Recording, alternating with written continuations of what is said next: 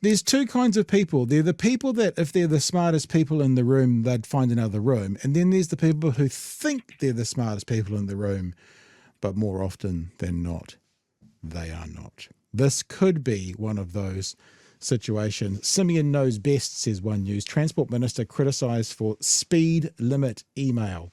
Now, I'm going to read you a bunch of this, but I think it's quite important because I want to remind us of something that this government is becoming more and more widely known for. Labor says an email to National Party supporters from Transport Minister Simeon Brown shows he will not consider public feedback on speed limits with an open mind. Now, to be fair, at the minute, this is Labor's claim. It's got to be fair. That's what they're saying. Mm-hmm. The government is proposing to roll back the previous government's speed limit reduction moves, which some parents and teachers say could risk the lives of children near schools. Others say it risks lives generally. Two options: risk the lives of children or risks everybody. They seem to be the two options they're putting out there. Some councils have also pushed back on the plans, while others, including the government, argue that the changes would be positive for the economy. If you can save that 8 seconds, that will make all the bloody difference.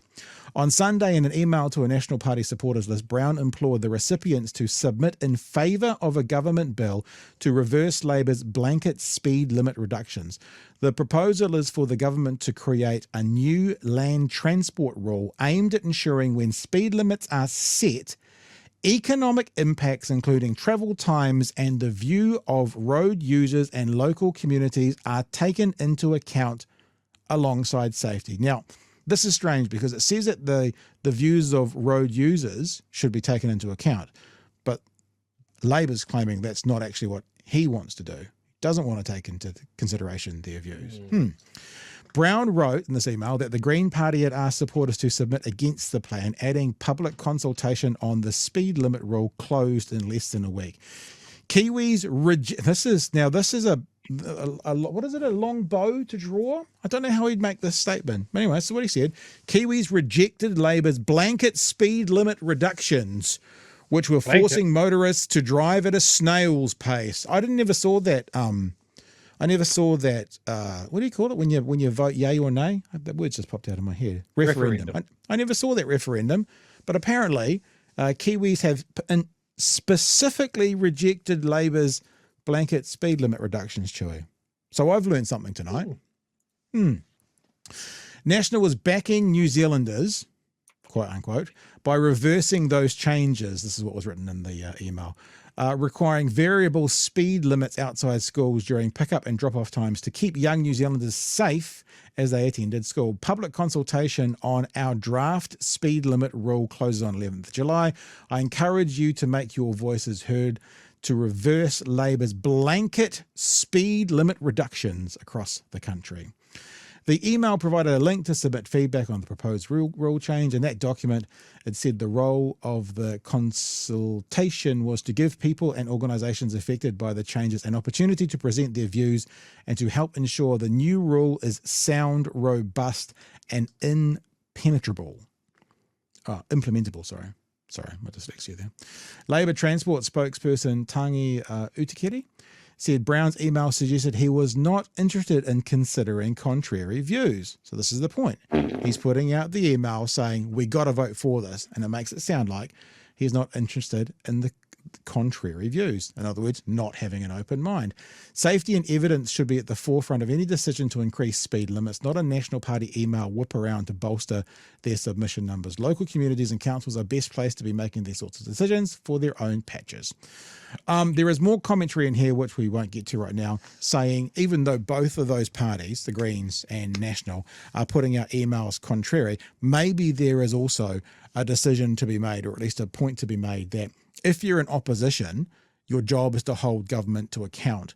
And both people campaigning, maybe, having the government also campaign for theirs might be something that's maybe not in the best interest. Finally, I'll just read this bit here as well.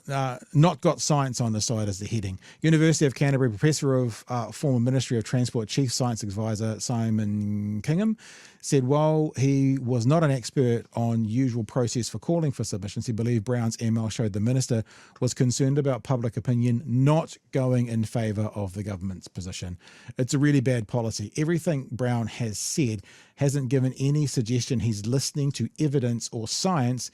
He's not got science on his side. Amongst Kingham's issues with the rule changes were that it was not a balanced approach, unquote, as the government said, but rather they favoured economics and productivity over road safety and increased emissions. Now, the one thing I wanted to bring to our attention after all of that, Chewy, and you might be surprised to be reminded about this, but remember when the Prime Minister of this country said this?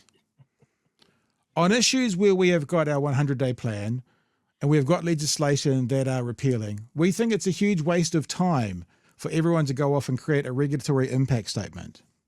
The statements basically model the impact change the rules will have on, for instance, the government books, a particular sector of business, or a particular community group. The Prime Minister said, the government said, though there's no point officials writing them because his ministers simply won't read them. So when it comes to legislation now, Simeon Brown is not interested in hearing the opposing view from the public, and is not interested in hearing the science, and is not interested in the regulatory impact statement. And that's why this heading is called Simeon Knows Best. Now, Chewy, I've just read out War and Peace, so I think it's your turn to take over for a while.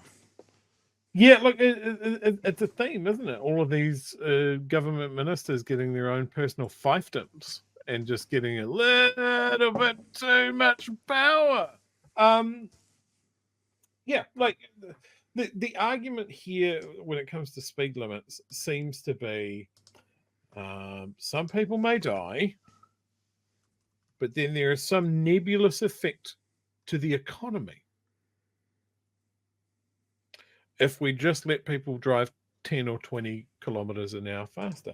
And I heard this brought up, the effect to the productivity of the economy when it came to speed limits. And I want to go, cool. So lives aren't important unless we translate of the lost productivity of losing a worker or a couple of potential workers. You know, maybe these kids that die in these horrible crashes where a Ford Ranger runs over someone's car at 130 kilometers an hour. Yeah. What's the lifetime productivity of those two dead children? What's the drain on the health budget in these car smashes? Like they just don't think about this. They've got the trucking lobby in their ear, or they're just being reactionary. This is something that Labour wanted to do. People don't like change, so it's pissed them off. So we're going to tell people that we're just gonna not do it if you vote for us. Yeah, I don't think it's coming from a place that's reasoned. I don't think it's coming from a place that is supported by evidence.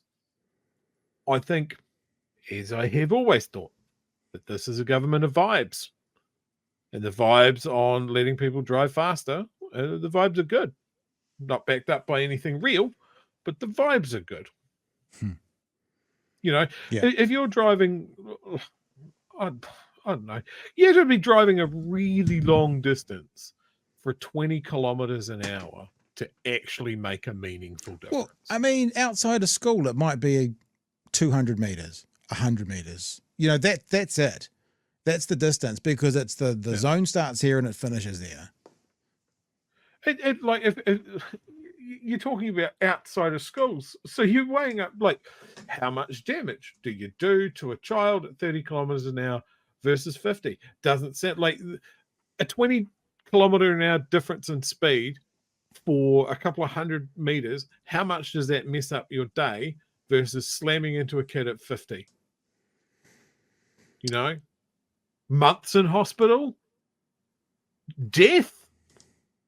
My only criticism with the change in speeds around schools is some of the schools it's all the time, and some of the schools it's only certain times. And like, just make it a little bit clearer. I have no problem with 30 being the speed limit around a school. It absolutely fucking makes sense to me.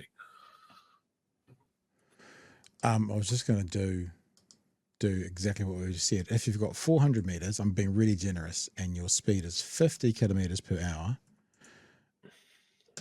How fast do you have to be going to make a kid split apart like a watermelon? So if you're Let's find out, Simeon.